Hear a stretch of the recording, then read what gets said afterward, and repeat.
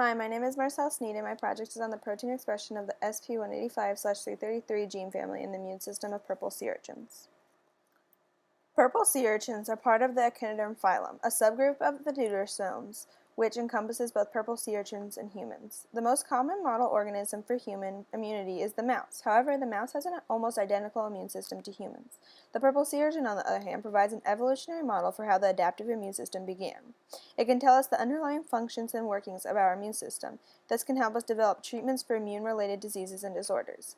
That's why I'm arguing that the purple sea urchin should be used as an evolutionary model for how the adaptive immune system of humans developed, as you can see through this cladogram. When the genome of the purple sea urchin was sequenced, many diverse immune gene families were found. However, the most diverse is the SP185/333 gene family. This is the arrangement of the sets of genes that make up various distinct proteins within the gene family. The different colors represent different sets of genes. It's so diverse because each different element pattern recombines. The protein has each protein that it recombines into has a different function. However, we don't know those different functions currently, and we don't know how they recombine. My project is focused on proving the extent of the diversity of this protein family, or this gene family. This is my workflow. Here I injected the sea urchins with Vibrio diazotrophicus, a marine bacteria, to stimulate its immune system so that it would produce more immune genes. Using a nickel column, which is at the end, I then isolated the 185/333 proteins. I used a nickel column because on the outer region of this protein family, or this gene family, there's a histidine region which binds to the nickel so that all the proteins kind of go through. From here, I bound the proteins to 3 different bacteria and yeast, Vibrio diazotrophicus, Bacillus cereus, and Bacillus celis, and as I said before, yeast. I then ran this on an SDS gel, as you can see on the bottom, and that basically showed me which proteins or what size proteins were being expressed to which bacteria.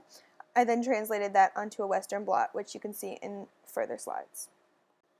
Here you can see various pictures of my experimental setup. In the top left corner is where I kept the sea urchins after I had initially injected them with Vibrio diazotrophicus. In the top right corner, this is a picture of me injecting the purple sea urchins with Vibrio, and as you can see, I injected in the membrane surrounding the mouth.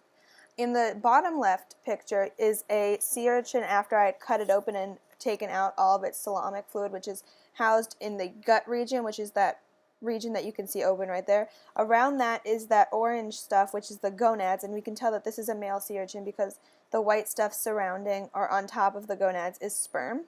In the bottom right picture is a nickel column, and you can see that the nickel column is putting the proteins through into these little tubes, which is the flow through, and the nickel column, the proteins are so purple because a lot of the proteins are being expressed.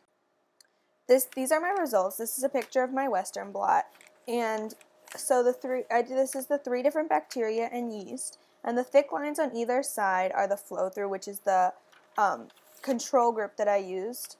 And basically what I saw through these Western blots was that there are bands at relatively the same place on all of the Western blots, meaning that the same protein with most likely the same function was expressed for all the pathogens.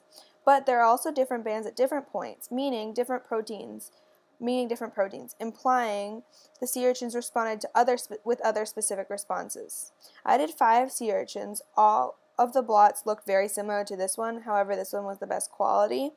So basically this shows that the purple sea urchin has a very diverse immune system, and it's responding with many different concentrations of proteins to different bacteria, so it shows a quasi-adaptive immune system very similar to the early human adaptive immune system. So what I conclude from this is that the purple sea urchin, with further research, may be able to be used as an evolutionary model for how the adaptive immune system of humans developed.